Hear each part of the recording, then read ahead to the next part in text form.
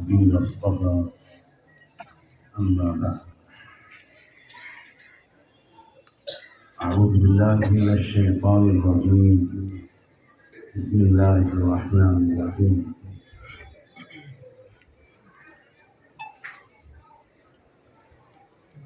وما كان المؤمنون لينفروا كافة فلولا نفر من كل فرقة منهم طائفة ليتفقهوا في الدين ولينذروا قومهم إذا رجعوا إليهم لعلهم يحذرون.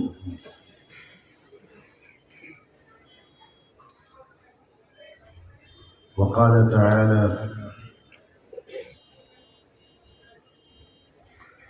لقد أرسلنا رسلنا بالبينات وأنزلنا معهم الكتاب ليقوم الناس بالقسط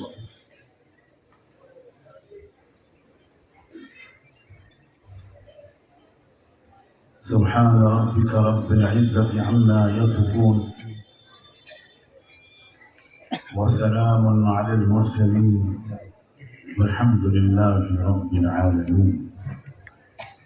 اللهم صل على سيدنا محمد وعلى آل سيدنا محمد وبارك وسلم. اللهم صل على سيدنا محمد وعلى آل سيدنا محمد وبارك وسلم. اللهم صل على سيدنا محمد وعلى آل سيدنا محمد وبارك وسلم.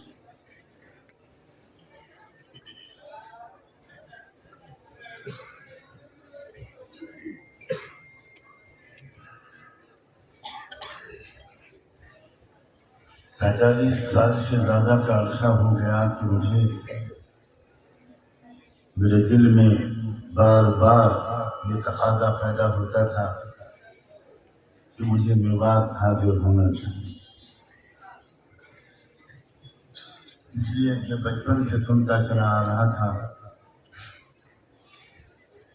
بہت عظیم بزرگوں کی زبانی کہ پوری امت پر میوات کا اور میوات والوں کا بہت بڑا احسان.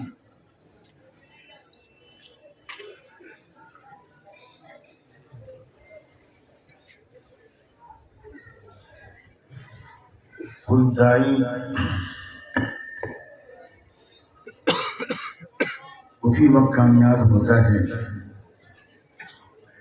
جب اس کو مخلص ساتھی مل جائے.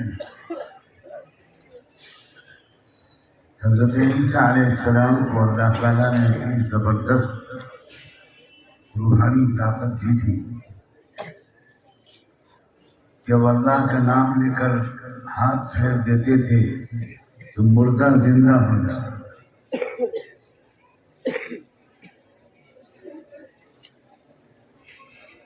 ایسے بیمار جن کا علاج ممکن نہیں تھا وہ ان کے ہاتھ پھیر دینے سے شفایاب ہو جاتے تھے. یبرئ الاکمہ والابرص ویحیی الموتى باذن اللہ. لیکن ان کو بھی اللہ کا پیغام اپنے امتیوں تک، اللہ کے بندوں تک پہنچانے کے لیے یہ پکار لگانی پڑتی تھی کہ من انصاری الی اللہ. تو ہمارے اس دور میں گزشتہ صدی میں اللہ کے جس منتخب داعی بندے حضرت مولانا محمد الیاس صلی اللہ علیہ نے جب اللہ کے دیے ہوئے درد و کرب کی وجہ سے، ذمہ داریوں کے احساس کی وجہ سے، خطروں کے صحیح انتظام کی وجہ سے مدرسے میں پڑھانے کی خدمت کو چھوڑ کر وہ مظاہر علوم میں پڑھاتے تھے، اس کو چھوڑ کر آئے مرکز نظام الدین. اور اس وقت انہوں نے میوات کے بچوں کو اپنے باپ دادا کے طریقے پر پڑھانا شروع کیا، اور پھر ایک عام بیداری، عام دینداری، اللہ کی ذات پر یقین، رحمت دو عالم صلی اللہ علیہ وآلہ وسلم کے طریقوں پر چلنے اور رواج ڈالنے کے لیے جب انہوں نے آواز لگائی اور محنت کرنی شروع کی تو سب سے پہلے آپ نے، میوات والوں نے، آپ کے آبا و اجداد اور باپ داداؤں نے ان کا ساتھ دیا۔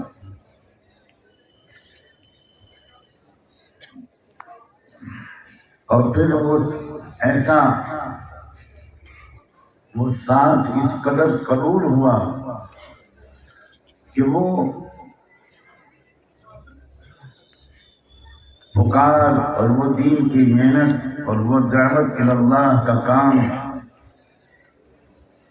وہ ایمان کو سیکھنے، یقین کو بنانے، زندگی کو سنوارنے کی وہ محنت پوری دنیا میں پھیل گئی۔ تو سب سے بڑا حصہ اس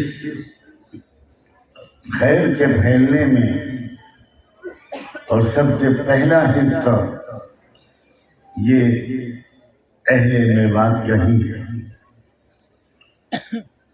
جس کی وجہ سے میرے دل میں بھی بہت شدید خواہش تھی، اس ضرورت کا احساس ہوتا تھا بار بار کہ میں اس زمین کو جا کر دیکھوں۔ وما حب الدیار شغفن قلبی ولكن حب من سكن الديار، ان لوگوں کو اور ان کی اولادوں کو دیکھوں، اس قوم کو دیکھوں جس نے بڑی بہادری کے ساتھ، بڑی سخاوت کے ساتھ، بڑے خلوص کے ساتھ اس عظیم داعی کا ساتھ دیا اور کروڑوں انسانوں کو غفلت کی زندگی سے نکالنے کا سبب بن گئی وہ دین کی محنت جس کا انہوں نے سب سے پہلے ساتھ دیا۔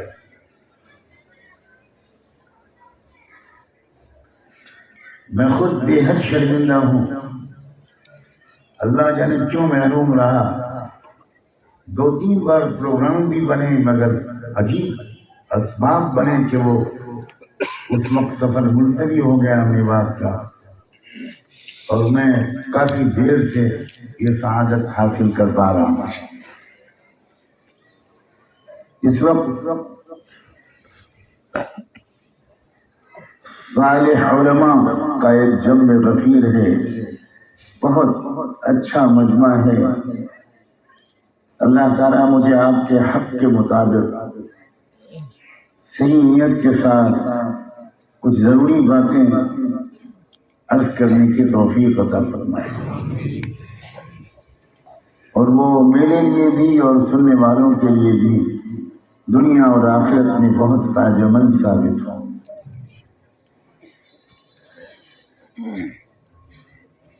دیکھیے، قوموں کے اوپر کبھی ایک سے حالات نہیں رہتے، جیسے ایک انسان کے اوپر کبھی ایک سا حال نہیں رہتا، کبھی خوشی کبھی غم، کبھی تندرستی کبھی بیماری، کبھی روزی کی فراوانی اور کبھی روزی کی تنگی۔ اسی طرح قوموں کے اوپر بھی حالات بدلتے بدلتے رہتے ہیں۔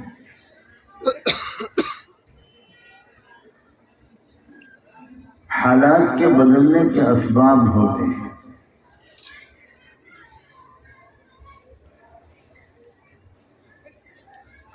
کبھی قوم طاقتور ہوتی ہے، مضبوط ہوتی ہے، اس کی دوسری قوموں پر دھاک ہوتی ہے، اس کی عزت ہوتی ہے، اس کی بات میں وزن ہوتا ہے، قومیں اس سے محبت کرتی ہیں، شرارت کے مزاج والے لوگ اس سے ڈرتے ہیں۔ اور کبھی کوئی قوم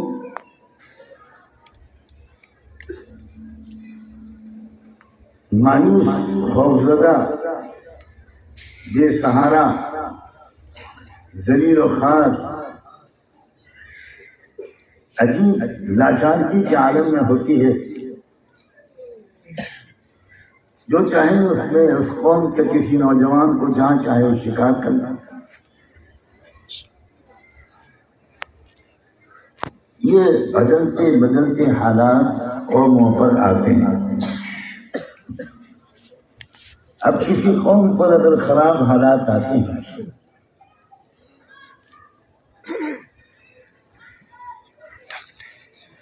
تو اگر اس قوم کو ایسے سمجھانے والے قوم میں موجود ہیں، اس قوم کو سنبھالنے والے، اس قوم کی رہبری کرنے والے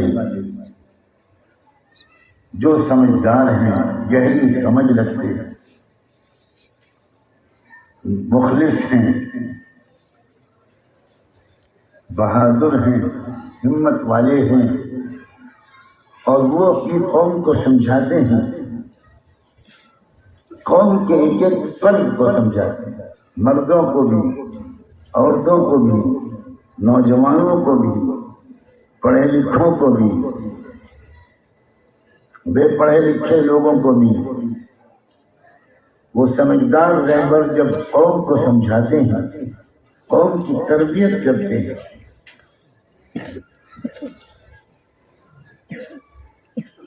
قوم کو حوصلہ دیتے ہیں، اور شفقت اور محبت کے ساتھ قوم کو بتاتے ہیں کہ یہ حالات کیوں بگڑ رہے ہیں اور ان حالات کو سدھارنے کے لیے کیا کرنا چاہیے. اور پھر قوم ان مشوروں کو قبول کرتی ہے، اس رہنمائی کی قدر کرتی ہے جو بتاتے ہیں وہ رہبر. قوم ان چیزوں پر عمل کرتی ہے، اور جن غلط کاموں سے وہ رہبر روکتے ہیں، قوم کے لوگ ان چیزوں سے رک جاتے ہیں، اپنی عادتوں کو بدل لیتے ہیں، اپنی پرانی رسموں کو ٹھیک کر لیتے ہیں. تو پھر ایک بار وہ قوم، اس کی زندگی میں بہار آ جاتی ہے، اس کی کھوئی ہوئی عزت واپس آ جاتا ہے.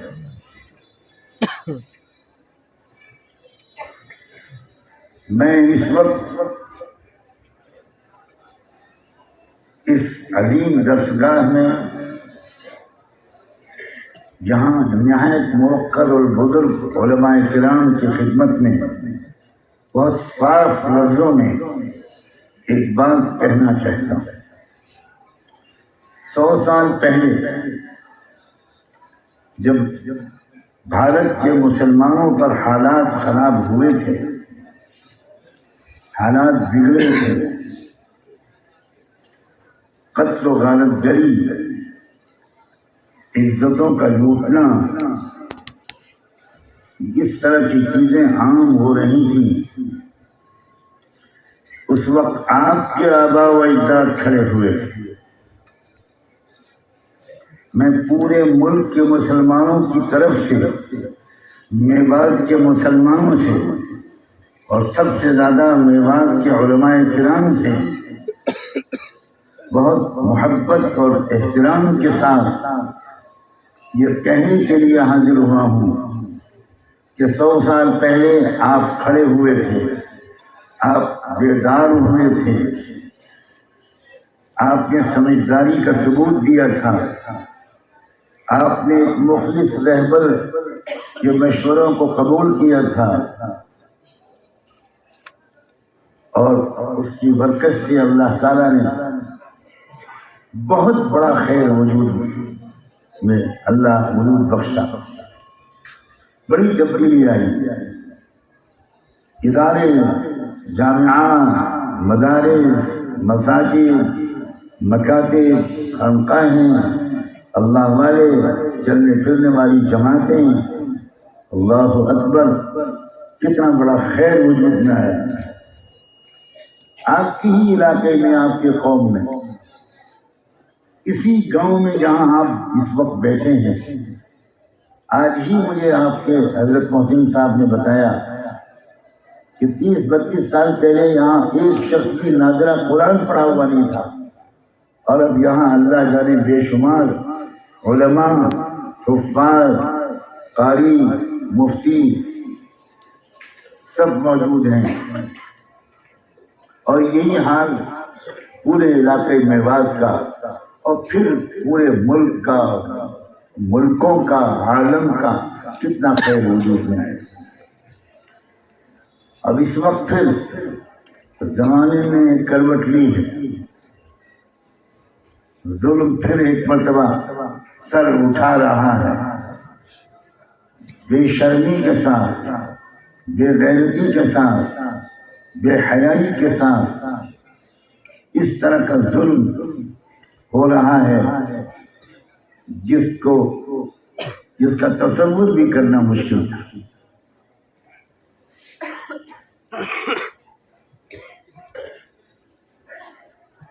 ایسے موقع پر اگر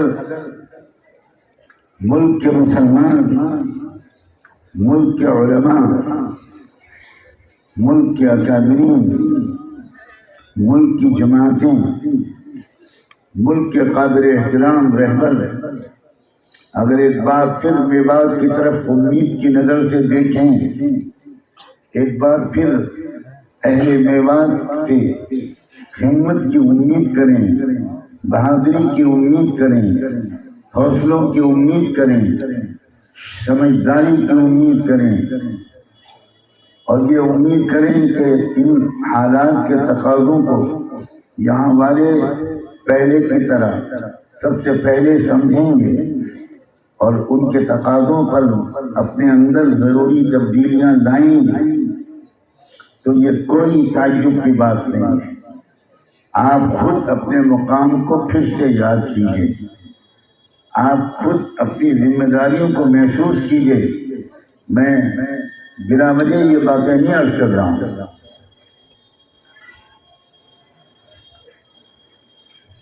اچھی طرح سمجھ لیجیے۔ ظلم جب بہت زیادہ بڑھتا ہے تو یہ کس بات کی علامت ہوتی ہے؟ اس بات کو ایمان والوں کے سوا، غیبی نظام کو سمجھنے والوں کے سوا شاید دنیا میں کوئی اور نہیں سمجھ سکتا۔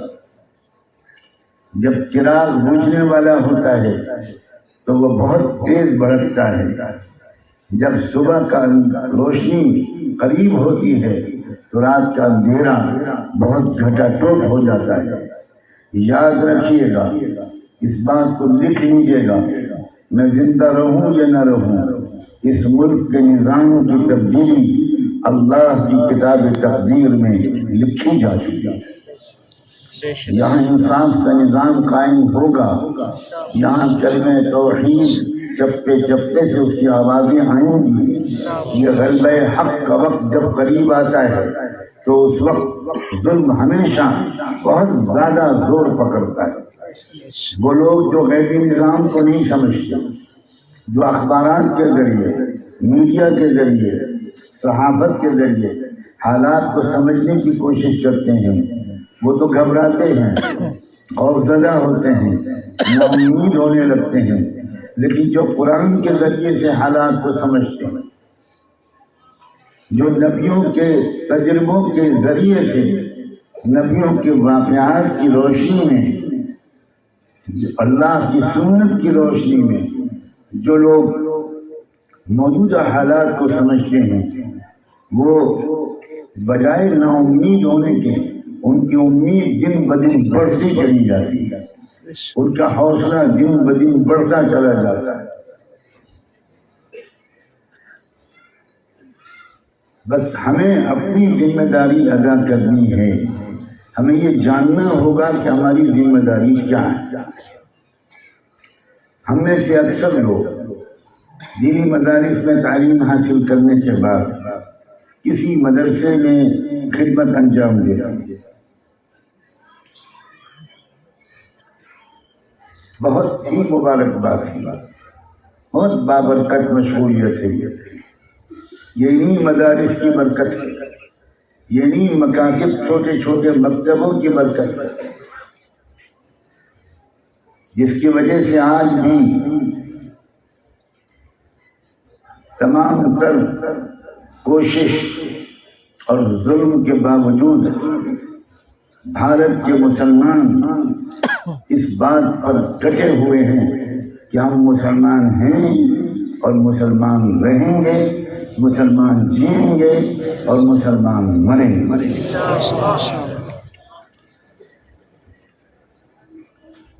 کتنی قومیں ہمارے ملک میں ہیں، ہمارے بہت سے علماء کو ملک کی تاریخ پڑھنے کا موقع نہیں ملتا، ملک کی حالات، پورے ملک کے سماج کو سمجھنے کا زیادہ موقع نہیں ملتا۔ یہ میرے والد ماجد رحمۃ اللہ علیہ کی رہنمائی ہے، میرا کوئی کمال نہیں، یہ ان کا عجیب و غریب انداز تربیت تھا کہ 12-13 سال کی عمر سے انہوں نے مجھے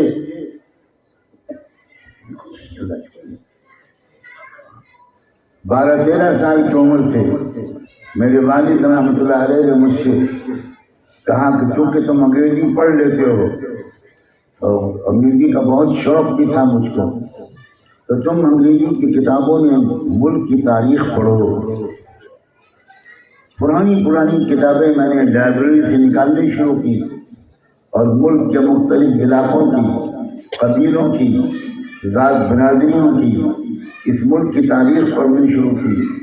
میں نے بہت تفصیل سے تاریخ پڑھی کہ مہاتما گوتم بدھا کب پیدا ہوئے تھے، کیا ان کے زمانے کے حالات تھے، ان کی دعوت کیا تھی، ان کے عقیدے کیا تھے، وہ کیا سکھانا چاہتے تھے، کس وجہ سے برہمنوں نے ہزاروں یا لاکھوں بدھسٹوں کو زندہ جلایا۔ یہ زندہ جلانے کی بات کا رواج آج کا نہیں ہے، یہ زندہ جلانے کا رواج بہت پرانا ہے۔ لاکھوں کی تعداد میں بدھ مذہب کے ماننے والوں کو انہی برہمنوں نے زندہ جلایا، یہاں تک کہ بدھ مذہب کے ماننے والوں نے کان پکڑ لیے، معافی مانگ لی، اپنا مذہب بدل لیا، اپنی شناخت بدل لی، اپنی پہچان بدل لی، اپنی آئیڈینٹی بدل لی اور اس بات پر راضی ہو گئے کہ آپ ہم کو بھی ہندو کہو۔ ہمارے لوگوں کو نہیں معلوم، افسوس یہ ہے کہ بھارت کے دستور میں، بھارت کے سنویدھان میں بدھسٹوں کو ہندو ڈکلیئر کر دیا گیا، ایک بدھسٹ کو بھی اس کے خلاف آواز اٹھانے کی ہمت نہیں ہوتی۔ یہی حال سکھوں کا کیا گیا۔ سکھ قوم جو بہت بہادر قوم تھی، ان سکھوں کو بھی بھارتی سنویدھان میں، ہمارے ملک کے دستور میں ہندو ڈکلیئر کر دیا اور کوئی سکھ اس کے خلاف آواز نہیں اٹھا سکا۔ یہی حال جینیوں کا ہے، اس ملک کے سب سے مالدار گروپ جینیوں کا ہے۔ جتنی دولت جینیوں کے پاس ہے اتنی دولت اس ملک میں کسی کے پاس نہیں۔ مہاویر جین کی پوری تاریخ میں نے پڑھی ہے، جو ان کے 13ویں تیرتھ شنکر تھے، کیا کہنا چاہتے تھے مہاویر جین؟ جین کے جو اونچ نیچ کو کتنا ناپسند کرتے تھے، کتنا اس کے خلاف آواز اٹھاتے تھے، لیکن اس کے بعد پھر جب ظلم شروع ہوا تو جینیوں نے بھی آواز بند کر لی۔ یعنی میں کہنا ہی چاہتا ہوں کہ قوموں نے اپنی مذہب کو چھوڑ دیا، اپنی پہچان بدل لی۔ ہمیں کھانے پینے کی اجازت دے دو، ہمیں کتوں کی طرح اور جانوروں کی طرح چارہ دیتے رہو اور بس باقی جو تم کہو گے وہ ہم مانیں گے۔ یہ صرف رحمت عالم صلی اللہ علیہ وآلہ وسلم کے غلاموں کی ہمت اور حوصلہ ہے کہ تمام مظالم کے باوجود 100% مسلمان الحمدللہ اس بات پر جمے ہوئے ہیں کہ ہم مسلمان تھے، مسلمان ہیں اور مسلمان رہیں گے۔ یہ جو اسلام کا، ایمان کا، کلمے پر جمنے کا جو دولت ہے، یہ مدرسوں سے ملی، یہ مکاتب سے ملی، یہ علماء کرام کی قربانیاں ہیں، یہ اساتذہ مدارس کی قربانیاں ہیں، یہ چھوٹے چھوٹے چھپروں میں چلنے والے مکتب اور ان میں پڑھانے والے حافظوں کی جن کی چھوٹی چھوٹی تنخواہیں ہوتی ہیں۔ میں اپنے نوجوان دوستوں سے، عزیزوں سے جو مدرسوں اور مکتبوں میں پڑھا رہے ہیں، میں ان کا دامن پکڑ کے کہتا ہوں، خدا کے لیے کبھی ایسا سے کمتری میں مبتلا مت ہونا۔ زمانہ تم کو حقیر سمجھے، اللہ اس زمانے سے نبٹ لے گا، لیکن یاد رکھنا اللہ تم کو عزت کی نظر سے دیکھتا ہے، اور اگر اللہ عزت کی نظر سے دیکھتا ہے تو کوئی کسی نظر سے دیکھے ہمیں اس کی کیا پرواہ ہے۔ جو برکت میں آپ سے پوچھتا ہوں، جو چھوڑی چھوڑی تنخواہوں میں، جو چھوڑی چھوڑی آمدنی میں ہماری آپ کے گھروں میں جو برکت ہے، کیا بڑے بڑے لکھپتیوں کے گھر میں وہ برکت ہے؟ کیا وہ خوشیاں ہیں؟ کیا وہ مسکراہٹیں ہیں؟ دارالعلوم دیوبند کے جب سارا اجلاس ہو رہا تھا، اور جب دارالعلوم دیوبند کا ذکر آتا ہے تو میرے پورے بدن میں کرنٹ دوڑ جاتا ہے۔ یہ اہل اللہ کا برکت، اولیاء اللہ کا برکت، مجددین کا برکت، امت کو ضلال سے، ذلت سے، رسوائی سے بچانے والوں کا برکت۔ جب اس کا 100 سالہ اجلاس ہوا، میں اس وقت مدینہ منورہ میں یونیورسٹی میں وہاں کی پڑھتا تھا، میں اس اجلاس میں شریک ہونے کے لیے 1 ہفتے کے لیے آیا، اور جن لوگوں نے وہ اجلاس دیکھا ان کو یاد ہوگا کہ اللہ اکبر کیا ہجوم تھا وہاں۔ سارے انتظامات فیل ہو گئے، پانی ختم ہو گیا، چائے تو ہوٹلوں میں چائے و نظارہ، کھانا ختم، روٹی ختم، آٹا ختم، بیٹھنے ٹھہرنے اور ضروریات سے فارغ ہونے کی جگہ ہی نہیں۔ لاکھوں لوگ، ایک عجیب کیفیت تھی۔ دارالعلوم دیوبند کے ذمہ دار حضرات کو بالکل اندازہ نہیں تھا کہ اس طرح خلقت ٹوٹ پڑے۔ محبت ہے اللہ کے بندوں، وحب الصالحین ولست منهم لعل اللہ یرزقنی صلاحا۔ میں نے خود دیکھا بی بی سی کا جو سینئر رپورٹر تھا، انگریز، مارک چینی نام تھا اس کا، وہ بھی وہاں رپورٹنگ کے لیے آیا ہوا تھا، اور بھیڑ میں بری طرح پھنسا ہوا تھا۔ لگتا تھا کہ بس اب گیا اور تب گیا۔ مہمان خانے کے سامنے قدیم مسجد میں نالی کے ایک طرف ایک پیر، نالی کے دوسری طرف دوسرا پیر، قمیص کے سارے بٹن کھلے ہوئے، حواس خراب، اب بالکل جیسے مرا ہو، اب مرا۔ اب لوگ کیا جانے کہ یہ کون ہے؟ عقیدت مندوں کی جو اس علاقے کے عقیدت مندوں کی جو عقیدت کا اظہار کا طریقہ ہے، وہ تازہ تازہ آج ہمارے ساتھیوں نے دیکھ لی، کیونکہ زندگی تھی تو آ گئے آپ سے ملنے، اور اگر زندگی رہے گی تو واپس جائیں گے، ورنہ عاشقوں کے ہاتھوں تو برد خاک ہو جائیں گے۔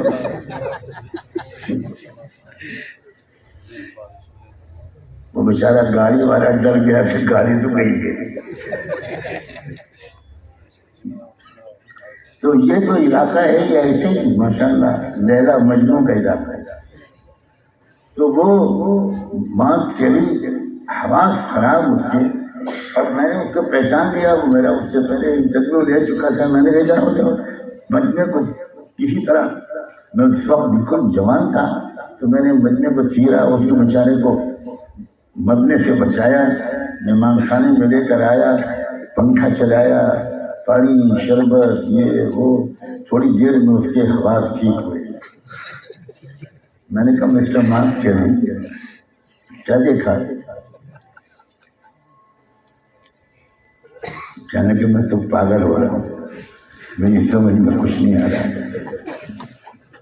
میں کیا رپورٹ کروں، میری کچھ سمجھ نہیں آ رہا۔ BBC کا سینئر رپورٹر، 40 سال کی سروس ہوتی ہے BBC۔ میں نے کہا سب سے زیادہ تم کو کیا چیز لگی؟ اس نے کہا نہ پینے کو پانی ہے، نہ پیشاب کی جگہ ہے، نہ بڑے بیت الخلا کی جگہ ہے، نہ روٹی ہے، نہ چائے ہے، پھر بھی سب ہنستے ہیں، پھر بھی سب خوش ہیں، کوئی جھگڑا نہیں دیکھا میں نے، کوئی غصہ نہیں کر رہا کہ آپ نے ہم کو بلایا کیوں جب انتظام نہیں تھا، سب مست ہیں۔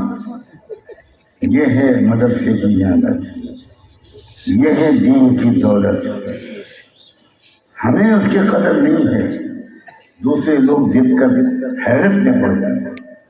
تھوڑی سی آمدنی میں جو پرسکون زندگی میری اور آپ کی گزر رہی ہے، میں تو اس دنیا سے بھی واقف ہوں۔ جدید تعلیم کے بڑے بڑے عہدوں پر فائز 2 لاکھ اور 5 لاکھ ماہانہ کمانے والوں سے بھی میرا خوب سابقہ ہے، میں مستقل ان کو پریشان دیکھتا ہوں۔ جو برکت ہے، جو سکون ہے، جو لذت ہے، جو محبت ہے، جو اخوت ہے، جو بھائی چارہ ہے، جو دوستی ہے، اللہ اس کو نظر بد سے بچائے۔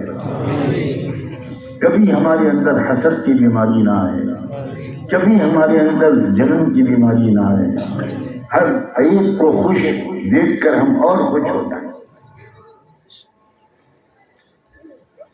ایک بڑی ذمہ داری اس دور میں علماء کی نئے سرے سے آ چکی ہے، وہ میں جہاں بھی جانا ہوتا ہے بہت صاف لفظوں میں رکھتا ہوں۔ دیکھیے، ملک کو بچانا، انسانیت کو بچانا، اپنے ملک کی ترقی کی کوشش کرنا، اپنے ملک اور سماج کو ہلاکت کے راستے پر جانے سے بچانا، یہ ہماری اولین ذمہ داری ہے۔ لِيُنذِرُوا قَوْمَهُمْ إِذَا رَجَعُوا إِلَيْهِمْ۔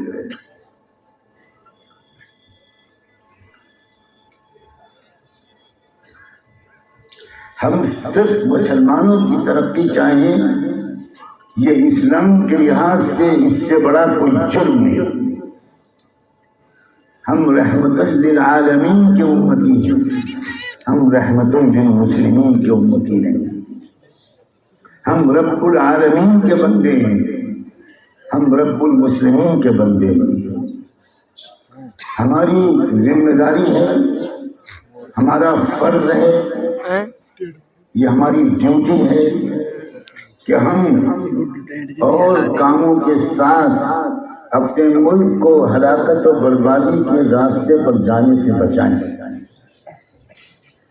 آپ جب یہ سن رہے ہیں مجھ کمزور انسان کی زبان سے کہ ملک کو بچانا، تو آپ سوچ رہے ہیں کہ ہم کیا ملک کو بچا پائیں گے؟ ہمیں کون جانتا ہے ملک میں؟ آپ شروع کیجیے اپنے پڑوس سے، آپ ذمہ داری سمجھیے اپنے محلے کی، آپ ذمہ داری سمجھیے اپنے گاؤں کی، آپ ذمہ داری سمجھیے اپنے قصبے کی اور تحصیل کی، آپ ذمہ داری سمجھیے اپنے ضلع کی۔ جھوٹ ملک کو تباہ کر دے گا، بے ایمانی تباہ کر دے گا۔ کفر کے ساتھ کوئی ملک خوشحال رہ سکتا ہے؟ کہ علماء خاص طور پر میری اس بات کو ذرا غور سے سنیں۔ کفر کی سزا اللہ کی طرف سے دنیا میں نہیں ملتی، کفر کی سزا آخرت میں ملتی ہے، لیکن ظلم کی سزا دنیا میں بھی ملتی ہے۔ اسی لیے رحمت دو عالم صلی اللہ علیہ وآلہ وسلم نے فرمایا انصر اخاک ظالما او مظلوما. آپ نے فرمایا اچانک یہ عربوں کا ایک نعرہ تھا، عرب لوگوں میں یہ سلوگن تھا، یہ نعرہ تھا کہ دیکھو اپنے برادر کی مدد کیا کرو، چاہے وہ ظالم ہو چاہے مظلوم ہو. یہ جو برادری کا سسٹم جہاں ہوتا ہے، میرے خیال میں میوات والے اس کو اچھی طرح سمجھتے ہیں، بہت اچھی طرح جانتے ہیں اور عمل بھی کرتے ہیں.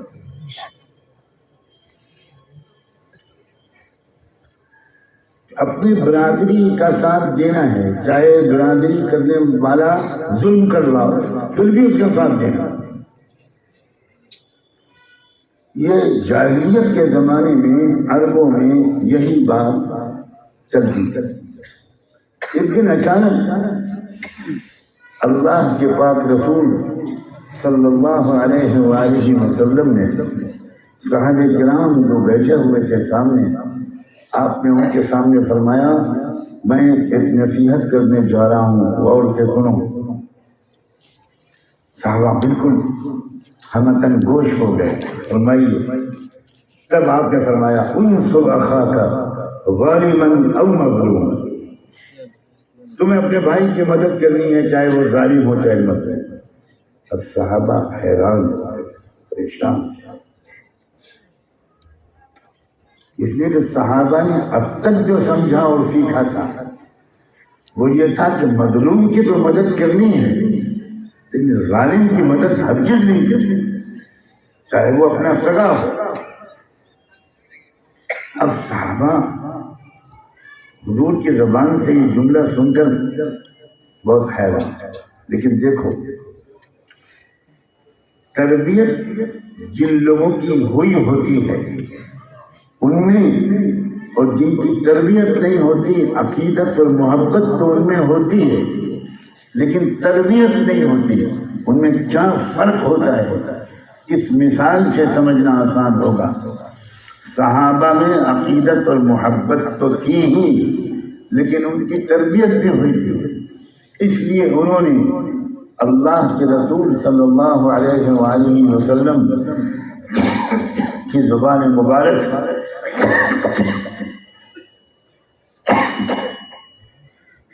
یہ جب جملہ سنا کہ تم کو اپنے بھائی کی مدد کرنی ہے چاہے وہ ظالم ہو، تو ایک صحابی نے بڑے ادب سے کہا اللہ کے رسول مظلوم کی مدد کے بارے میں آپ فرما رہی ہیں، یہ تو بالکل سمجھ میں آتا ہے، یہ ہم آپ سے سیکھ چکے ہیں، مگر آپ فرما رہے ہیں ظالم ہو تب بھی مدد کرو، یہ نہیں سمجھ میں آ رہا. یہ ہے علامت اس بات کی کہ یہ صرف محبت والے لوگ نہیں ہیں، سمجھدار لوگ ہیں. میرے اشاروں کو سمجھنا. محبت والے ہوتے ہیں تو گاڑی کا چلنا مشکل ہوتا ہے اور سمجھدار ہوتے ہیں تو بہت آسانی سے سب کچھ ہو جاتا ہے. وہ سمجھدار بھی ہیں اور محبت والے بھی ہیں. ہمارے علاقے میں ہمارے زمانے میں ماشاءاللہ محبت جب بڑھ رہی تھی تو سب سے آگے لائن پہ لگے. بہار بنگال والوں کو تو مل ہی نہیں پائی ہے، سب لے گئے میوات والے دوآبے والے. اور جب سمجھداری مل رہی تھی تو بھائی آگے میں جملہ پورا نہیں کروں، میں بہت ڈرپوک آدمی، اس لیے کہ میرے قوم بہت بہادر ہوتی ہے، وہ لاٹھی تو رکھتے ہی مجھے پکڑی جو بھی لاٹھی نہیں، بہت سمجھدار لوگ. ان صحابی نے اللہ کے رسول سے یہ پوچھا، میرے والد جب یہ حدیث سناتے تھے ایسا روتے تھے اور کہتے تھے اللہ کے رسول کی روح اس صحابی کے اس سوال کو سن کر کتنی خوش ہوئی، کتنی آپ کو خوشی ہوئی ہوگی کہ میری محنت بیکار نہیں جاتی۔ انہوں نے پوچھا کہ مظلوم کی مدد کرنا تو سمجھ میں آتا ہے، آپ فرما رہے ہیں ظالم کی بھی مدد کرو کہ ہم لوگ نہیں سمجھ پا رہے۔ تو آپ نے فرمایا ہاں، ظالم کی مدد یہ ہے کہ اس کو ظلم سے روکو۔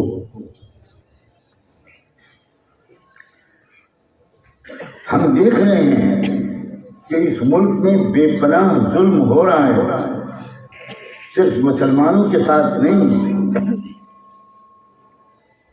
OBCs کے ساتھ بھی، دلتوں کے ساتھ بھی، لنگایتوں کے ساتھ بھی، سکھوں کے ساتھ بھی، کرسچنز کے ساتھ بھی، اور نہ جانے کس کس کے ساتھ۔ یہ تو میں اس ظلم کی بات کر رہا ہوں جو کچھ سرکار کے عہدوں پر بیٹھے ہوئے لوگ کر رہے ہیں۔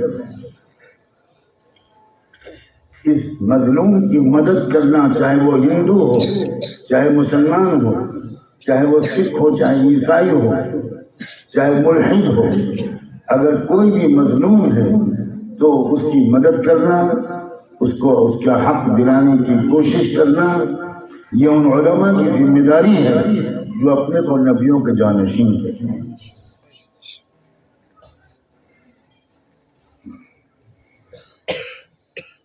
ہم تماشائی بن کر نہیں کرتے، یہ بالکل قطعاً ہمارے منصب کے لائق نہیں۔ اللہ کے رسول سے بڑھ کر بھی کوئی معلم گزرا نہیں۔ آپ نے فرمایا انما بعثت معلما، میرا اصل حیثیت اور عہدہ اور میری ذمہ داری تو معلم کی ہے، مگر آپ نے منکرات کو مٹایا، ظلم کا مقابلہ کیا، مظلوموں کی مدد کی، کمزوروں کی مدد کی۔ حضرت سیدنا صدیق اکبر رضی اللہ عنہ جب خلیفہ بنے اللہ کے رسول کی وفات کے بعد، تو حضرت صدیق اکبر نے جو پہلا خطبہ کیا اس میں یہی کہا اور کچھ نہیں کہا، صرف یہی ایک بات کہی کہ تم لوگوں نے میرے اوپر یہ ذمہ داری ڈالی ہے، میں تم سے عہد کرتا ہوں کہ میں طاقتور سے کمزور کو اس کا حق دلواؤں گا اور کمزور کی مدد کروں گا، تم میرا ساتھ دینا، اور کبھی اگر کہیں میں طاقتور کا ساتھ دینے لگوں، کمزور کا ساتھ نہ دوں، تو تلوار کی نوک سے میرے ہاتھ کو روک دینا۔ یہ علماء ہی تھے جنہوں نے اتنی بڑی بڑی قربانیاں دی۔ آپ ذرا سوچیں، ہم لوگ یہ کہتے ہیں کہ بھئی ہم تو مدرسوں میں پڑھانے والے لوگ ہیں، یہ کہاں کی غلط فہمی ہے اللہ کے بندوں۔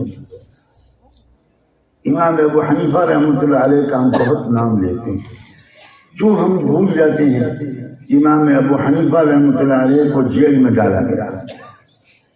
اگر وہ صرف فتوے دیتے رہتے، مسائل بتاتے رہتے تو کیا مسئلہ تھا، لیکن انہوں نے حکومت کی ایک پالیسی کے خلاف رائے بنائی، فتویٰ دیا، اس کے پاداش میں جیل میں ڈال دیے گئے۔ اور پتہ نہیں آپ کو یاد ہے کہ نہیں کہ امام ابو حنیفہ کا انتقال اپنے دار خانقاہ میں نہیں ہوا، اپنے دارالحکمہ میں نہیں ہوا، اپنی درسگاہ میں نہیں ہوا، امام ابو حنیفہ کا انتقال جیل میں۔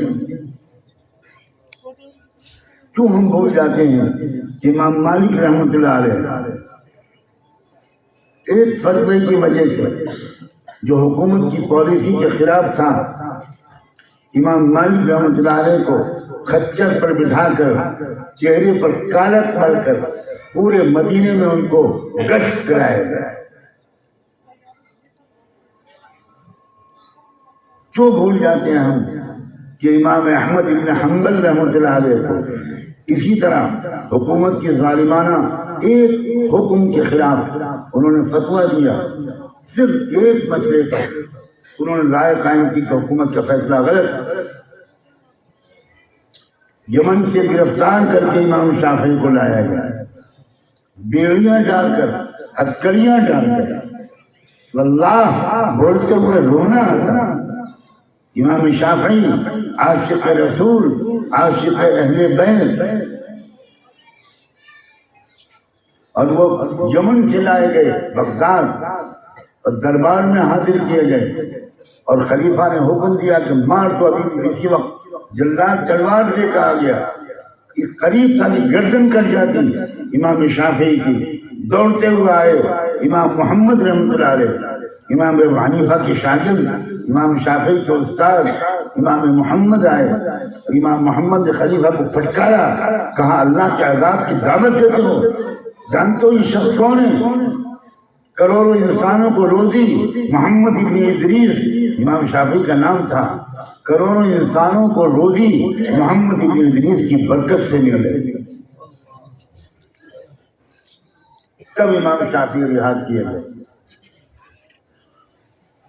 امام احمد بن حنبل، اللہ اکبر، وہ واقعات پڑھنا مشکل ہے۔ البدایہ والنہایہ میں آدمی پڑھتا ہے تو آنسوؤں کا سیلاب نہیں رکتا۔ زنجیروں میں جکڑ کر کوڑے مارے جاتے ہیں کہ بھاگ نہ پائیں، ادھر ادھر ہٹ نہ پائیں، اور اتنے کوڑے مارے جاتے تھے کہ بے ہوش ہو جاتے، اور بے ہوش ہونے کے بعد پانی مانگتے تھے تو پانی کی جگہ کیا پلایا جاتا تھا میں یہاں بولنے کی بھی ہمت نہیں کرتا۔ پھر ہوش میں لائے جاتے، پھر پٹائی شروع ہوتی۔ یہ ہیں علماء۔ حق گوئی اور بے باکی علماء کا شعار ہوتا ہے۔ ہم لوگوں نے بہانہ بنایا ہوا ہے حکمت اور مصلحت، حکمت اور مصلحت۔ میں پوچھتا ہوں بہت ادب سے، کیا ان ائمہ اربعہ کو حکمت اور مصلحت نہیں معلوم؟ بات یہ نہیں ہے، بات یہ ہے کہ ہم آرام پسند ہیں، بات یہ ہے کہ ہم بزدل ہیں، بات یہ ہے کہ ہم خوف زدہ ہیں، بات یہ ہے کہ اللہ کی ذات کی پہچان، اس کی طاقت پر یقین ہمارے دلوں میں کمزور ہو گیا۔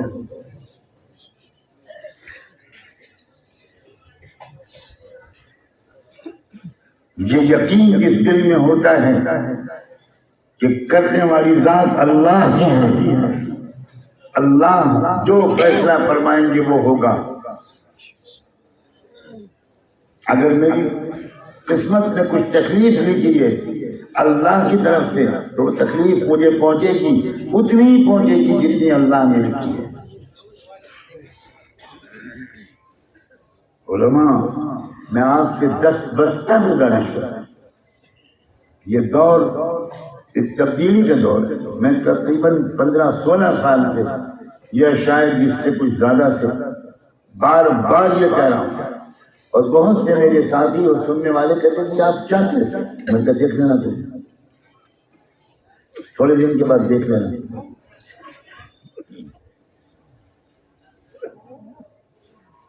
ایک چھٹائی کا دور، یہ بھی اچھی طرح سمجھ لیں۔ جب حق کا غلبہ قریب ہوتا ہے، باطل کا نہیں، حق کا غلبہ جب قریب ہوتا ہے تو اس وقت یہ اللہ کی دائمی سنت کہ مسلمانوں کے اندر جو اصلی مسلمان ہوتے ہیں، کامل یقین والے، تقوی اور توکل والے، آخرت کے لیے جینے والے، جنت کے شوق میں تڑپنے والے، وہ الگ کر دیے جاتے ہیں۔ وہ تھوڑے سے ہوتے ہیں، اور بقیہ کروڑوں کی تعداد میں وہ لوگ جو حقیقتاً منافقین ہیں، وہ اس غلبہ حق کے وقت سے پہلے ہم سب ملے جلے رہتے ہیں، بالکل اکٹھا رہتا ہے۔ یہ بار بار قرآن میں آیا، لِيَمِيزَ اللَّهُ الْخَبِيثَ مِنَ الطَّيِّبِ، کہیں فرمایا وَلِيُمَحِّصَ اللَّهُ الَّذِينَ آمَنُوا مِنكُمْ، کہیں فرمایا وَلِيَعْلَمَ اللَّهُ الَّذِينَ جَاهَدُوا مِنكُمْ۔ جب وہ وقت قریب ہوتا ہے تو چھٹائی ضروری ہے، اور چھٹائی کیسے ہوگی؟ چھٹائی کے اسباب کے طور پر کوئی ظالم حکمراں مسلط کیا جاتا ہے اللہ کی طرف، اور پھر ایک ظلم کا عجیب سیلاب آتا ہے۔ اس وقت پتہ چلتا ہے کون ہے جس کے دل میں اللہ پر یقین ہے، کون ہے جو حق اور انصاف کے نظام کو قائم کرنا چاہتا ہے۔ ہمارے حضرات علماء، میں نوجوان علماء سے کہتا ہوں، بزرگوں سے کہنے کی گستاخی تو بالکل نہیں کر سکتا، لیکن نوجوان علماء سے کہتا ہوں، ہم میں سے اکثر کو نہیں معلوم کہ اسلام کا ایک بڑا مقصد دنیا میں انصاف کے نظام کو قائم کرنا، دنیا میں صرف ہم کو انصاف ملے، یہ مقصد نہیں ہے اسلام۔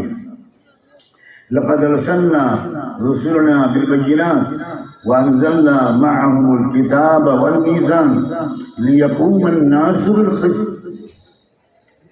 اس آیت میں اللہ نے صاف فرمایا کہ ہم نے جو پیغمبروں کو بھیجا بینات اور کھلی ہوئی نشانیاں اور دلیلیں دے کر اور ترازو دے کر جو ان کو بھیجا، وانزلنا معهم الكتاب والميزان ليقوم الناس بالقسط، اس لیے ہم نے نبیوں کو بھیجا تاکہ انسان انصاف کے نظام قائم کرے، انسانوں کو انصاف ملے، صرف مسلمانوں کو بالکل نہیں، سب کو انصاف۔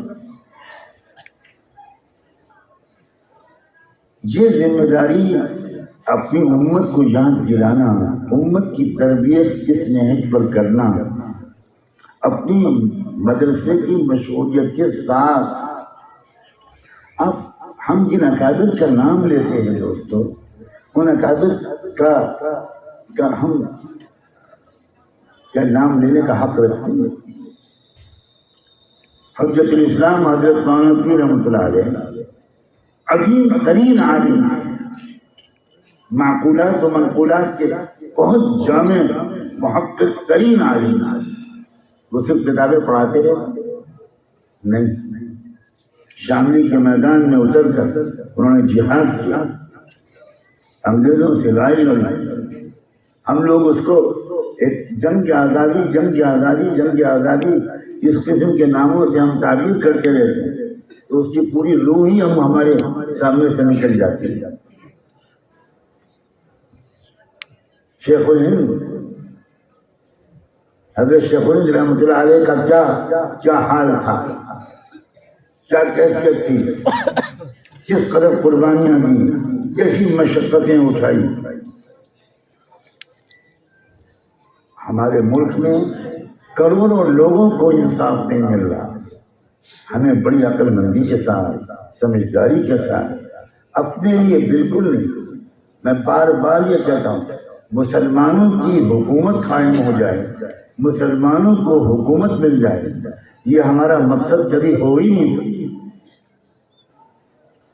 تلك الدار الآخرة نجعلها للذين لا يريدون علوا في الأرض ولا فسادا۔ ہمارا مقصد یہ ہو ہی نہیں سکتا۔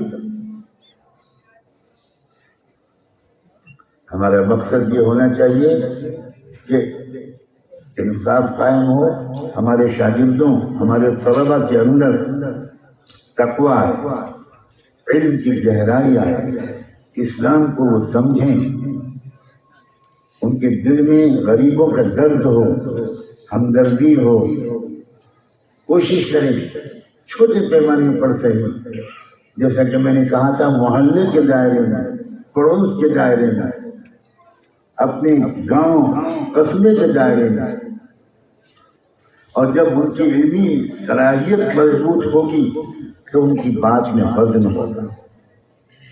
علمی استعداد مضبوط کریں، بہترین عالم دین، عالم ربانی بنیں، کسی اللہ والے کی صحبت میں کچھ وقت گزاریں۔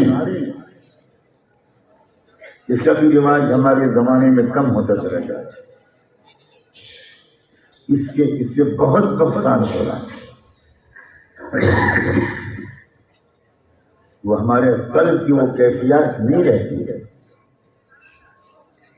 جو ایک مومن کی اور خاص طور پر ایک عالم کی ہونی چاہیے. کیسی خشیت، کیسی اللہ کی محبت، کیسی اللہ کی یاد، آخرت کی فکر، جنت کا شوق، اللہ کی ناراضگی کا ڈر، اللہ کے بندوں سے بلا کسی بے بھاؤ اور تفریق کے محبت، غلطیوں کو معاف کرنے کا مزاج، آپس میں نہ لڑنے کا مزاج. معاشرے کے اندر کی جو خرابیاں ہیں سماج کی، ہمارے علماء اگر اپنی مشغولیتوں کی ترتیب ایسی بنائیں کہ وہ اپنی مدرسے کی خدمت بھی پوری طرح انجام دیں اور سماج کے اندر جو ضروری اصلاح کا کام ہے وہ بھی کریں. یہ بات اتنی تکلیف دہ رہی میرے لیے، واللہ میں نہیں سب تصور کرتا تھا، لیکن یہاں کے بڑے بڑے بزرگ علماء نے مجھے بتایا کہ نوجوان نسل ہماری اس میں بڑی بے راہ روی آ رہی ہے. شراب پینے کا رواج، جوا کھیلنے کا رواج، یہ ایسی چیز ہے جو اللہ کرے جلدی یہاں سے یہ بلائیں دور. آپ کوئی نہ کوئی ترتیب بنائیں، کوئی نہ کوئی ترتیب بنائیں. اللہ کا شکر ہے کہ دعوت و تبلیغ کی محنت سے بھی آپ میں سے اکثر کا تعلق ہوگا. یہ حضرت مولانا الیاس رحمۃ اللہ علیہ جملہ کیوں فرماتے تھے کہ میرا دل چاہتا ہے کہ طریقہ تبلیغ تو میرا ہو، تعلیم حضرت تھانوی کی ہو. یہ کیوں کہتے؟ کتنا زبردست اشارہ ہے اور یہ کتنا اہم جملہ ہے. یعنی اس کا مطلب یہ ہوا کہ حضرت مولانا الیاس رحمۃ اللہ علیہ محسوس کرتے تھے کہ صرف تبلیغ کے دائرے میں رہنے سے پورا دین زندگی میں نہیں آئے گا، طریقہ نہیں آئے گا. حضرت تھانوی کے یہاں جن چیزوں کی زیادہ اہمیت تھی یہ تھے کہ بھی ہر کام طریقے سے کرو. ہمارے یہاں مسافر کا عجیب رواج ہے، میں اس کو مسافہ بالجبر کہتا ہوں یا محبت کی دہشت گردی کہتا ہوں. میں علماء سے پوچھتا ہوں، میں نے بہت کچھ پڑھا مسافر کے فضائل میں نے کوئی حدیث نہیں پڑھی کہ کوئی بیچارہ کوئی جا رہا ہو ایسا جیسے پولیس والا پکڑ رہا. یہ کون سا مسافر ہے؟ یہ کیا چیز ہے؟ کب کہیں روایت میں آیا کہ رسول اللہ سے صحابہ بازا مسافر؟ یہ عجیب چیز ہے. اچھا مسافر کر لینے کے بعد کیا ہوتا ہے؟ مطمئن ہو جاتے ہیں کہ عمل کرے یا نہ کرے مسافر تو کرے. اللہ کی بیوی سے کہتے ہیں حضرت جی سے مسافر کر کے آیا ہوں، جبکہ حضرت جی تو بنی گیا. اپنے دوستوں سے آج مسافر ہو گیا، وہ دھکا مارا جو مسافر ہو گیا. یہ کون سا اسلام؟ کہاں ثابت ہے صحابہ سے بھائی؟ عمل نہیں کرنا مسافر کر لیں. عجیب بات. عرب حضرات، میں جب اس وقت عربوں کو جماعتوں میں لے کے نکلتا تھا تو عرب کہتے تھے بھیا بیان سے پہلے شیخ سجاد ان لوگوں کو ذرا سمجھا دے مسافر نہ کرے، کیونکہ عرب تو حجر اسود ہوتے تھے، چوب رہے ہیں، چال رہے ہیں، کیا کر رہے ہیں، جیب میں رکھ کے لے جائیں گے. کوئی ہاتھ لے لے گا، کوئی پیر لے لے گا، کوئی چاندی کا پان لے لے گا، گھر میں ٹوٹا پھوٹا ٹکڑا واپس چلیں گے بقدر ضرورت. یہ اسلام نہیں ہے دوستو، یہ جہالت ہے، یہ بالکل نہیں. کسی کو تکلیف پہنچا کر مسافر کرنا، میں قسم کھا کے کہتا ہوں میں گناہ ہے، گناہ، کوئی ثواب نہیں. یہ کیوں ہو رہا ہے؟ علماء عوام کی تربیت نہیں کر رہے ہیں، تربیتی مضامین نہیں بیان ہو رہے ہیں۔ ذرا برا نہ ماننا، خطبات پڑھ کر ہم لوگ جمعے کا بیان کرتے ہیں۔ بھائی خطبات کب دیے گئے تھے؟ کیا ماحول میں دیے گئے تھے؟ ہمارا ماحول کیا ہے؟ ہمارے علاقے کی ضروریات کیا ہیں؟ ہمیں وہ بات کہنی چاہیے آسان زبان میں جو ہمارے علاقے کی ضروریات ہے۔ ایک چھوٹا سا لڑکا تھا،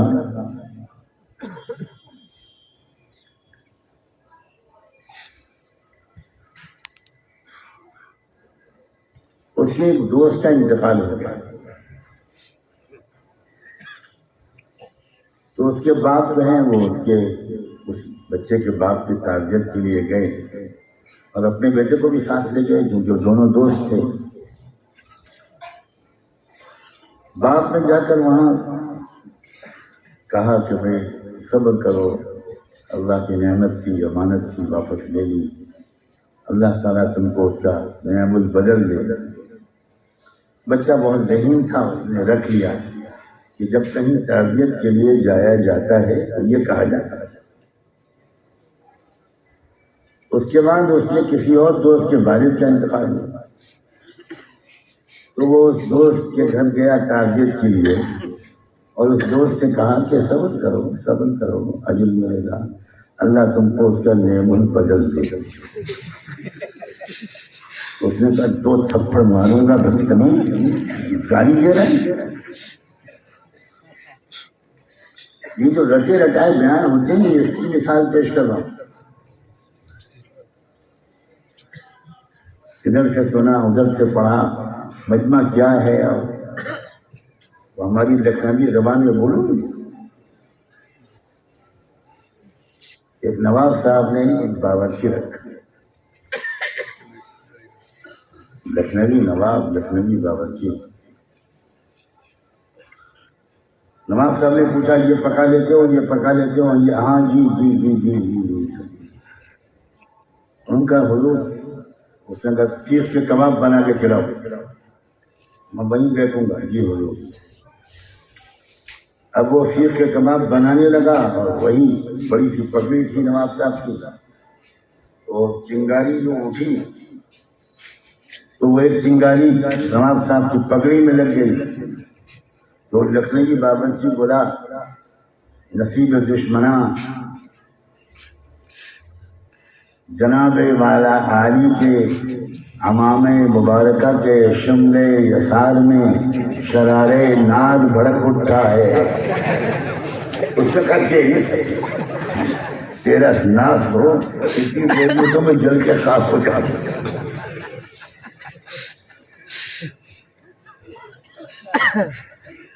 کلم الناس علی قدر عقولہم، ہمیں کیا بات کرنی ہے، کس علاقے میں کیا کہنا ہے، کس مجمع سے کیا کہنا ہے، عورتوں کے مجمع میں کیا کہنا ہے، نوجوانوں سے کیا کہنا ہے، اس کی بہت اچھی مشق واقعی تبلیغ میں ہوتی ہے، کوئی شک نہیں۔ کیونکہ ہر قسم کے مجموع سے سابقہ پڑتا ہے تو اس میں اچھی مشق ہو جاتی ہے اس بات۔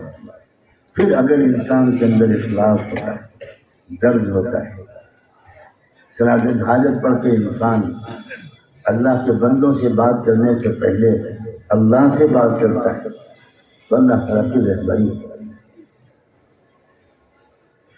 بالکل یہ امید رکھیں، موجودہ حالات کے بارے میں میرا یہ اشارہ اچھی طرح سمجھیں کہ باطل کا غلبے کا وقت قریب نہیں ہے، حق کے غلبے کا وقت قریب ہے، اور حق کے غلبے سے پہلے ایسا کچھ ہوتا ہے جو آج کل ہو رہا ہے اور ابھی اور ہوگا۔ اس موقع پر مضبوطی کے ساتھ اسلام پر جمنا اور جمانا اصبروا وصابروا، مضبوطی کے ساتھ جمنا اور ایک ایک گاؤں میں جا کر ایک ایک جگہ بوڑھوں کو نوجوانوں کو اسلام پر ایمان پر کلمے پر نماز پر جمانا، یہ اس وقت خاص محنت ہے۔ انشاءاللہ یہ دور جب نکل جائے گا اور اس میں بھی عجیب حکمت ہے اللہ کہ کچھ اس انداز کا ظلم ہو رہا ہے کہ ظلم صرف مسلمانوں پر نہیں ہو رہا، محسوس مسلمانوں کو اپنے اوپر جو ظلم ہوتا ہے وہ محسوس ہوتا ہے، حالانکہ ظلم اور بھی بہت سی قوموں پر ہو رہا ہے۔ میرا مختلف قوموں سے رابطہ ہے، تعلق ہے، میں جانتا ہوں کہ ان کے اندر کیا جذبات ابھر رہے ہیں، کیا ہو رہا ہے۔ اس وقت ایک آپس میں اتحاد کی ضرورت ہے، بالکل ایک امت بن جاؤ، امت بنا وہ اپنے اندر لاؤ، باقی تمام اور چیزیں پیچھے۔ ہماری اسلام کی نسبت، ایمان کا رشتہ، امتی کا رشتہ یہ مضبوط ہونا چاہیے، سارے ایمان والے، اور پھر اس کے آگے بڑھ کر سارے انسان، وہ بھی ہمارے بھائی ہیں، ایک ماں باپ کی اولاد ہے، ایک رب کی مخلوق ہے، ہم سب کا بھلا چاہیے، سب کی ترقی، سب کی خوشحالی۔ یہ تو سمجھ نہیں پا رہے ہیں لوگ، واقعی سمجھ نہیں پا رہے ہیں۔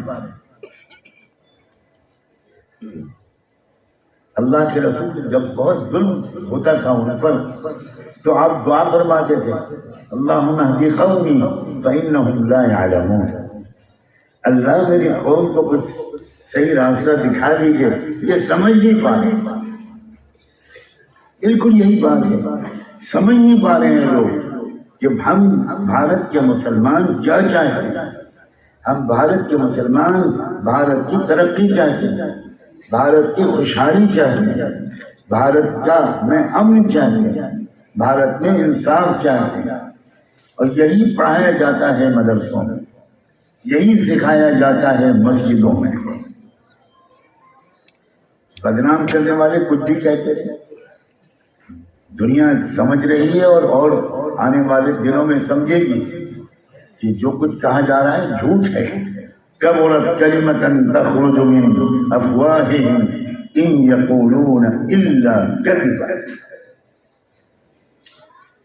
جو ہم چاہتے ہیں، ہمارے بزرگوں نے جو چاہا، سچے دل سے ملک کی خیر خواہی، ملک کا بھلا چاہنا، تمام کسان، تمام مزدور، تمام عورتیں، تمام طبقات، تمام بچے، تمام غریب لوگ، تمام مظلوم، سب کے سب لوگ یہ ترقی کریں، اچھے انسان بنیں، دوسرے انسانوں کو ان سے تکلیف کے بجائے راحت پہنچے۔ یہ ہماری تمنائیں ہیں، ہماری محنتوں کا اصل نشانہ ہے۔ یہی مدرسوں کا مقصد، یہی تبلیغ کا مقصد، یہی خانقاہوں کا مقصد۔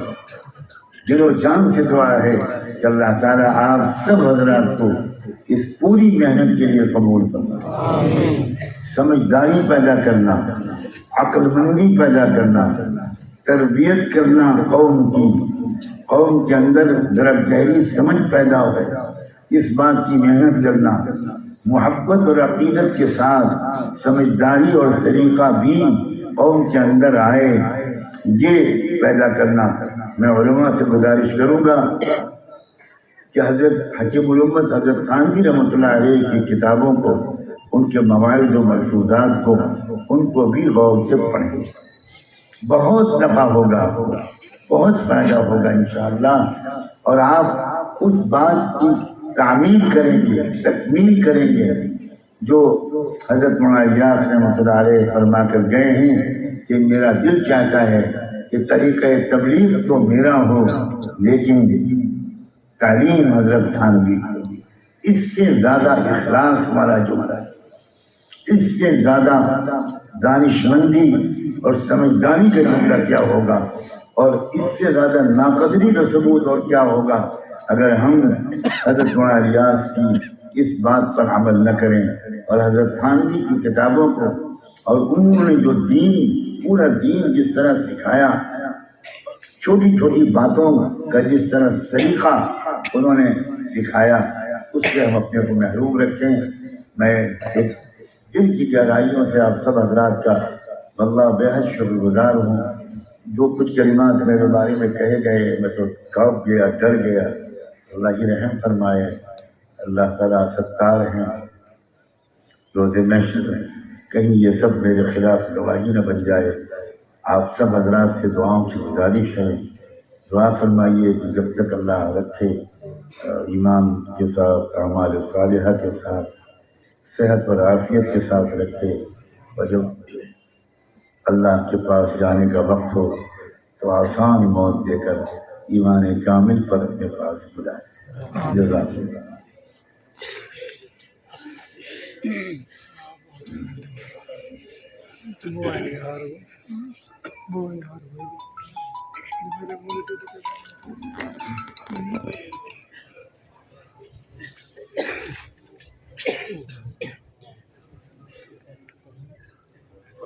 پکڑے ہو لیا الحمدللہ. اس سال مشکا شریف سے جو طلبہ یہاں سے فارغ ہوئے ہیں وہ 38 طلبہ ہیں.